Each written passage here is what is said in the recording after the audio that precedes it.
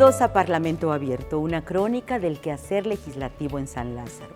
La autonomía de la Comisión Nacional de Derechos Humanos fue el tema central del intercambio que su titular, Rosario Piedra Ibarra, sostuvo el martes 22 de noviembre con diputadas y diputados. La recomendación que la CNDH hizo en torno al Instituto Nacional Electoral, el INE, señalando la necesidad de que se concrete la reforma constitucional que el Ejecutivo Federal presentó, también fue parte de la discusión que la Ombudsperson sostuvo con integrantes de la Comisión de Derechos Humanos de esta Cámara de Diputados. Bajo un formato de comparecencia, las y los legisladores plantearon cuestionamientos y manifestaciones de respaldo a la funcionaria, enfatizando unos la falta de independencia del organismo con respecto a posicionamientos oficiales e incluso partidistas, y replicando otros la importancia de sus recomendaciones para la pacificación del país, un objetivo que la presidenta del organismo argumentó perseguir en el caso de los asuntos relacionados con la inseguridad.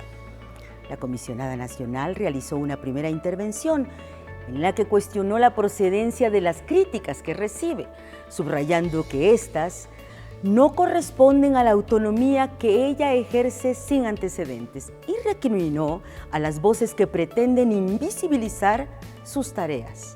Aseguró Piedra Ibarra que la institución a su cargo le ha dado respuestas a las demandas relacionadas con la salud y fijó postura a favor de la reforma constitucional que amplió hasta 2028 la presencia de las Fuerzas Armadas en las tareas de seguridad. Fue una reunión de exposiciones y reclamos frontales y recíprocos, en la que se analizó la situación de las personas con discapacidad, la migración, el desabasto de tratamientos para niños con cáncer, permitiendo un contraste entre los diagnósticos que al respecto tienen los 7 grupos parlamentarios representados en la Cámara y la posición de la titular de la CNDH. Aquí la crónica. La Comisión de Derechos Humanos de la Cámara de Diputados se reunió con la presidenta de la Comisión Nacional de los Derechos Humanos, Rosario Piedra Ibarra. La presidenta de la Comisión de Derechos Humanos, diputada Nelly Minerva Carrasco Godínez, resaltó que la Comisión Nacional de los Derechos Humanos nació como una dirección dentro de la Secretaría de Gobernación para después convertirse a un órgano constitucional autónomo para defender los derechos de todas y todos. Entre sus otras funciones también se encuentran recibir quejas de presuntas violaciones a derechos humanos, formular recomendaciones públicas no vinculatorias, denuncias y quejas ante las autoridades respectivas, procurar la conciliación entre los quejosos y las autoridades señaladas, impulsar la observancia de los derechos humanos en todo el país, así como promover la enseñanza y obligación de los mismos, elaborar y ejecutar programas preventivos en materia de derechos humanos y formular programas y proponer acciones en coordinación con las dependencias competentes. Rosario Piedra Ibarra, presidenta de la Comisión Nacional de los Derechos Humanos, resaltó que la instancia a su cargo trabaja más que nunca como organismo autónomo. También proporcionó información sobre la labor que se hizo con relación a los casos de niños con cáncer. En la actual gestión se han atendido todas las quejas a ese respecto y derivado de ello se integraron 8 expedientes relativos al desabasto de medicinas para tratamiento oncológico de niñas y niños con cáncer, de los cuales 6 se resolvieron durante el trámite respectivo. En su intervención, el diputado Pedro Sergio Peñalosa Pérez pidió impulsar las consultas a las poblaciones afromexicanas. Y yo quiero decirle que, como diputado y como ciudadano soy respetuoso de las instituciones del Estado mexicano.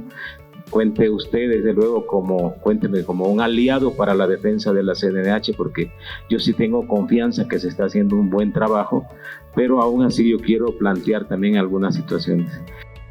Por su parte, la diputada Mariana Mancillas Cabrera, vía plataforma digital, indicó que la labor de la CNDH debe estar enfocada en defender a la ciudadanía y no a la administración que representa. Su participación defendiendo los abusos del gobierno ha sido más como una persona cercana al presidente que en defensa de los ciudadanos. Y como ejemplo tenemos su nula atención y exigencia de tratamientos para niños con cáncer, con la desaparición de defensores de derechos humanos, de desaparecidos, de periodistas, de la destrucción de patrimonios ecológicos, que ya son un derecho humano, de la posición en contra de los insultos diarios de quienes presentan pruebas de la corrupción en México o simplemente tienen una opinión diferente al presidente. La diputada Norma Angélica Aceves García expuso que el Comité sobre los Derechos de las Personas con Discapacidad de la ONU externó su preocupación sobre la falta de impulso de políticas públicas a favor de las personas con discapacidad. En ese sentido, me encuentro más preocupada que ellos aún, porque en la intervención del día de hoy, pues en ningún momento se mencionó el tema de las personas con discapacidad. Y eso me agobia de gran manera. El diputado Jaime Valtierra García mencionó que en la actualidad no contamos con cuerpos policíacos provisionales municipales confiables y capaces para combatir las amenazas a la seguridad pública. Adicionalmente, en el Partido del Trabajo tenemos claro que debemos mejorar el sistema penal acusatorio, pues cuando se trata de encarcelar criminales, estos tardan más en entrar que en salir, convirtiendo el combate a la delincuencia en un círculo vicioso. La diputada María Leticia Chávez Pérez exhortó a la titular a respetar la autonomía y la división de poderes como representante ciudadana. Somos testigos de su embestida y contra otro órgano autónomo constitucional al cual busca silenciar, disminuir o eliminar a beneficio de la corriente guinda que usted representa, proporcionándole a favor de la libertad y la democracia, pero utilizando de manera perversa a esta comisión para imponer su ideología. La diputada Gabriela Sodi Miranda solicitó a la titular de la CNDH trabajar en las quejas contra elementos de la Guardia Nacional. También asimismo, como usted indica que el 46-2022 en esta recomendación, pues apegada al 2030, pues el 2030 en el Objetivo de Desarrollo 16 indica el fortalecimiento de las instituciones y parece que pues más bien es el desmantelamiento de las instituciones. En cuanto a la iniciativa de reforma constitucional en materia electoral, el martes 22 de noviembre, las y los diputados de las Comisiones Unidas de Puntos Constitucionales, Reforma Político-Electoral y Gobernación y Población recibieron el proyecto de dictamen que reforma 18 artículos de la Constitución, destacando el cambio del Instituto Nacional Electoral por un Instituto Nacional de Elecciones y Consultas, el INEC. La discusión y aprobación de este dictamen está prevista para la próxima semana en comisiones. Posteriormente, serán sometidos a la consideración de los 500 integrantes de esta Cámara, donde por tratarse de una reforma constitucional se requiere del voto de las 2/3 partes de los legisladores presentes. Mientras tanto, continuaron las comparecencias con motivo de la glosa del cuarto informe de gobierno, tocando el turno este jueves 24 de noviembre a la titular de la Secretaría del Bienestar, Ariadna Montiel Reyes. Esta vez el intercambio entre la funcionaria y las y los diputados transcurrió en el Pleno del Palacio Legislativo. La secretaria expuso que existe ahora una dimensión social del Estado que a través de programas y pensiones que se entregan sin intermediarios, conlleva un enfoque de derechos humanos. Ofreció datos. Los recursos destinados a las personas de la tercera edad en lo que va de este sexenio equivalen al 1% del Producto Interno Bruto. 1 millón de personas con discapacidad ya son derechohabientes de una pensión, con prioridad en niñas, niños, población indígena y habitantes de ciudades con mayor pobreza. Y en su totalidad, para 2022, la inversión social será de 245,000 millones de pesos.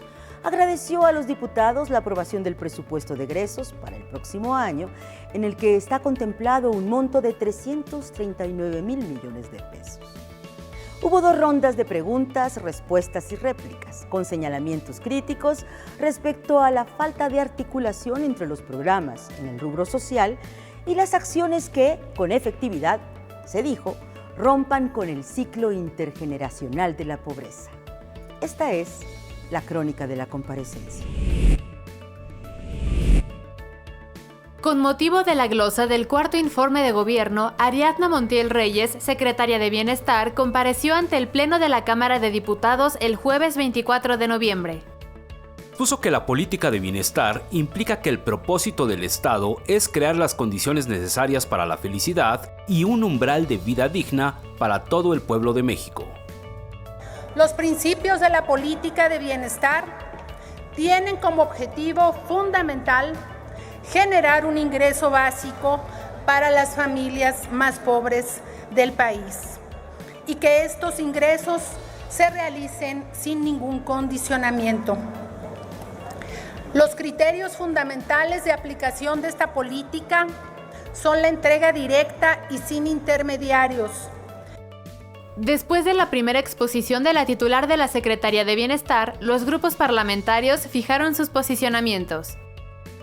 La diputada Marta Rosa Morales Romero expuso que la nueva visión de política considera a las personas como sujetos de derechos, priorizando los grupos sociales más vulnerables. Hoy, niños y niñas, jóvenes sin acceso al trabajo o al estudio, madres trabajadoras, adultos mayores y personas con discapacidad, así como pueblos indígenas y afromexicanos, población migrante y personas en emergencia natural, son atendidos a través de uno de los programas prioritarios del gobierno federal. Por su parte, la diputada Ana María Esquivel Arrona expuso que el Coneval advirtió que la población en situación de pobreza de 2018 a 2020 creció de 51.9 a 55.7 millones de personas y la población en pobreza extrema se incrementó de 8.7 a 10.8 millones. No hay diagnósticos para entregar apoyos directos a quienes más lo necesiten. El esquema de transferencias monetarias universales beneficia también a los que más tienen, lo cual amplía las brechas de desigualdad. El diputado Rodrigo Fuentes Ávila celebró que se lleve a cabo el ejercicio republicano de análisis de resultados y evaluación en el uso de los recursos públicos. Nuestro único interés surge de enfrentar a un enemigo común, la pobreza. Porque la pobreza, secretaria, no tiene ideología. La pobreza tiene carencias sociales. En su intervención, la diputada Angélica Peña Martínez señaló que un total de 10.500.000 personas adultas mayores han recibido el pago de su pensión universal en el periodo comprendido de diciembre 2021 a junio 2022. Destacamos también el programa Sembrando Vida, que durante el periodo de análisis tuvo una inversión social anual de 30,000 millones de pesos, lo cual también se incrementará para el próximo año. La diputada Ana Karina Rojo Pimentel destacó que la Cámara de Diputados colabora de manera conjunta con la finalidad de coadyuvar a la instauración del verdadero estado de bienestar para mejorar niveles de vida. No solo es el programa de adultos mayores el que ha sido un éxito y un ejemplo a nivel mundial. El programa de apoyo a personas con discapacidad ha pasado de 2.550 pesos en el 2019 a 3.200 en el próximo año. La diputada Amalia Dolores García Medina urgió otra visión de Estado hacia las mujeres para que cambien radicalmente las condiciones que impiden a las mujeres participar en el desarrollo del país.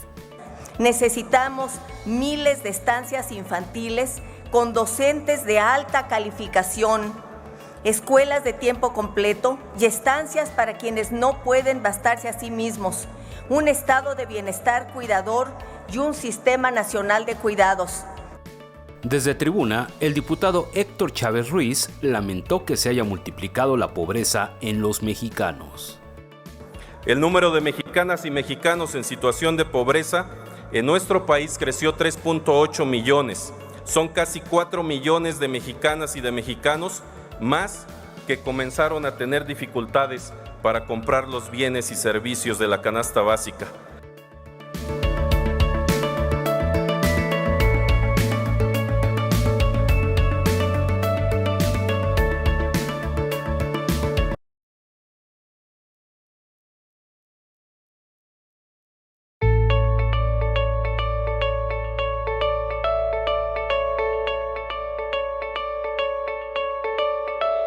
Gracias por continuar con nosotros y compartir ahora lo sucedido el jueves 24 de noviembre en el Pleno de las y los Diputados para conmemorar en sesión solemne el Día Internacional de la Eliminación de la Violencia contra la Mujer, declarado así por las Naciones Unidas en memoria de las hermanas Mirabal, 3 luchadoras que en República Dominicana fueron asesinadas el 25 de noviembre de 1960.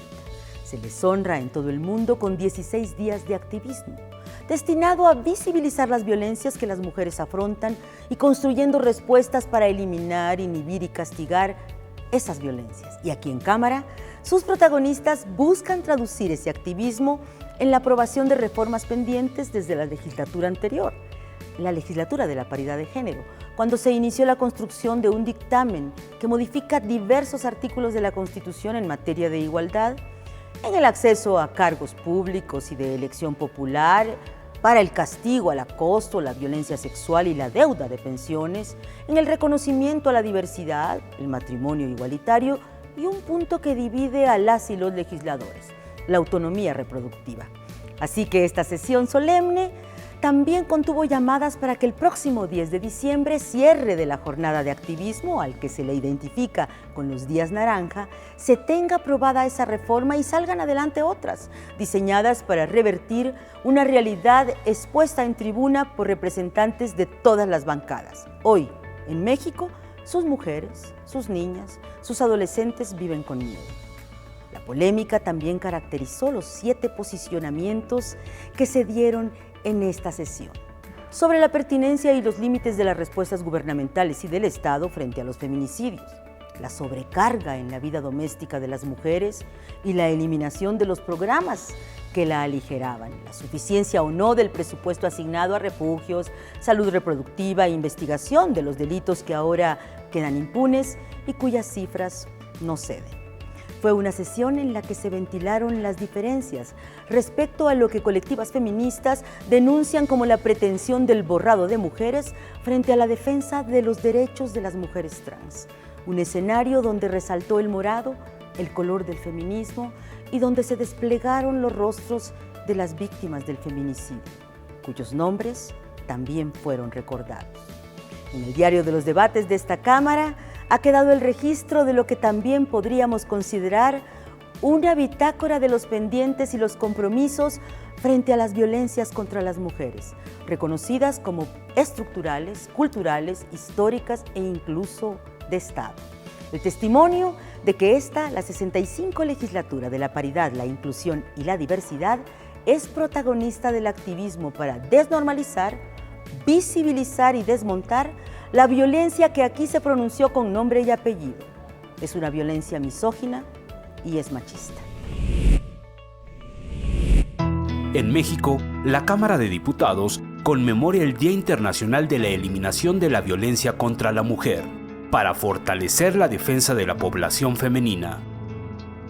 Este día ha sido elegido para honrar la memoria de las hermanas Patria, Minerva y María Teresa Mirabal, conocidas como las Mariposas Inolvidables, activistas de la República Dominicana que fueron asesinadas en 1960 por órdenes del poder. En 1993, la Asamblea General de las Naciones Unidas adoptó una resolución para la eliminación de la violencia contra la mujer y definió esta como todo acto de violencia basado en la pertenencia al sexo femenino que tenga o pueda tener como resultado un daño o sufrimiento físico, sexual o psicológico para la mujer. El 17 de diciembre de 1999, la misma Asamblea General designó el 25 de noviembre como el día en que se convoca a la sociedad mundial para reflexionar y proponer acciones que contribuyan a la solución de este problema. Internacionalmente se han creado diversos foros para prevenir, sancionar y erradicar la violencia contra la mujer. Mientras que en México, la Ley General de Acceso de las Mujeres a una Vida Libre de Violencia establece la coordinación entre autoridades federales y locales para prevenir, sancionar y erradicar la violencia, así como los principios y modalidades para garantizar su acceso a una vida libre de violencia. Asimismo, el Sistema Nacional de Prevención, Atención, Sanción y Erradicación de la Violencia contra las Mujeres garantiza el derecho de las mujeres a una vida libre de violencia. Un dato revelador de la ONU Mujeres es que al comenzar la pandemia, el 45% de las mujeres declaró que ellas o una mujer que conocían había sufrido alguna forma de violencia de género. 7 de cada 10 mujeres creen que el abuso verbal o físico por parte de la pareja se ha vuelto más común. 6 de cada 10 mujeres consideran que el acoso sexual en los espacios públicos ha empeorado. En el ámbito legislativo se han realizado diversas mesas de trabajo, en el marco de la iniciativa Spotlight para eliminar la violencia contra las mujeres y las niñas, derivado de la firma del Memorándum de Entendimiento de la ONU con la Cámara de Diputados, en la que participaron diputadas y especialistas. A partir de la aprobación en el país de la llamada Ley Olimpia contra el acoso digital, se impondrán penas de hasta 6 años de cárcel por difundir imágenes de contenido íntimo y sexual sin el consentimiento de la persona implicada. De igual manera se castigará la violencia digital contra las mujeres en todo México, donde 19 de los 32 estados ya prevén en su legislación estatal el castigo contra el abuso digital. Otras reformas aprobadas en esta Cámara de Diputados son reconocer a los ataques con ácido o sustancias corrosivas como parte de la violencia física en razón de género. Tasa cero para productos de gestión menstrual. Esta medida ayudará al bolsillo de 35 millones de mujeres en edad reproductiva, particularmente a las más pobres. La violencia obstétrica se define como una modalidad de violencia de género, entendiéndola como toda acción u omisión de profesionales y personal de salud en el ámbito público y privado que cause daño físico o psicológico de la mujer durante el embarazo, parto o puerperio. Aprobamos la ley Ingrid para castigar a todo servidor público que filtre imágenes en casos de homicidios o feminicidios. Dicha ley busca proteger la privacidad, la identidad y la dignidad de las mujeres, niñas, niños y adolescentes que hayan sido víctimas de algún delito. Debemos recordar que desde todos los ámbitos aún falta mucho por hacer para que nuestras mujeres y niñas vivan sin miedo. Sin olvidar que por mucho tiempo la violencia contra las mujeres ha quedado inmersa en el silencio y el olvido. Ello se debe a que esta no es denunciada por vergüenza, temor y miedo a la venganza.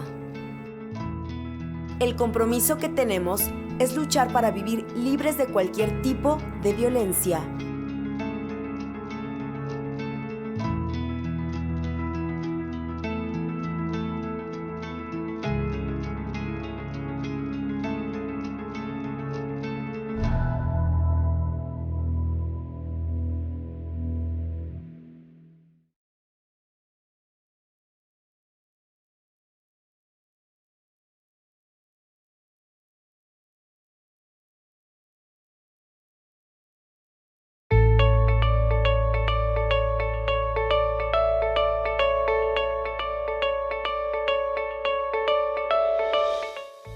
En la sesión solemne del 24 de noviembre, diputadas y un diputado fijaron su posicionamiento con motivo del Día Internacional para Eliminar la Violencia contra la Mujer.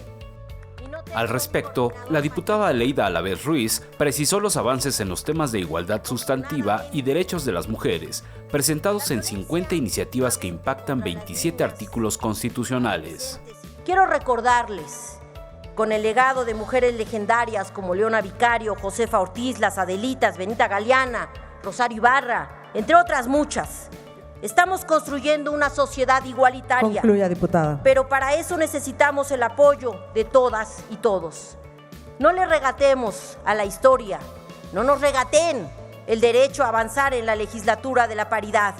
Seamos auroras y avancemos juntas por estos derechos. En tanto, la diputada Wendy González Urrutia indicó que 11 mujeres mueren diariamente en el país y señaló que son más de 30,000 mujeres desaparecidas en este sexenio. A partir de que se recortaron 125 millones en materia de salud materna, aumentó un 55% la mortalidad de las mamás. Hoy tenemos la cifra más alta de feminicidios en la historia y las víctimas no cuentan con refugios suficientes para ponerse a salvo porque ustedes decidieron cancelar el presupuesto.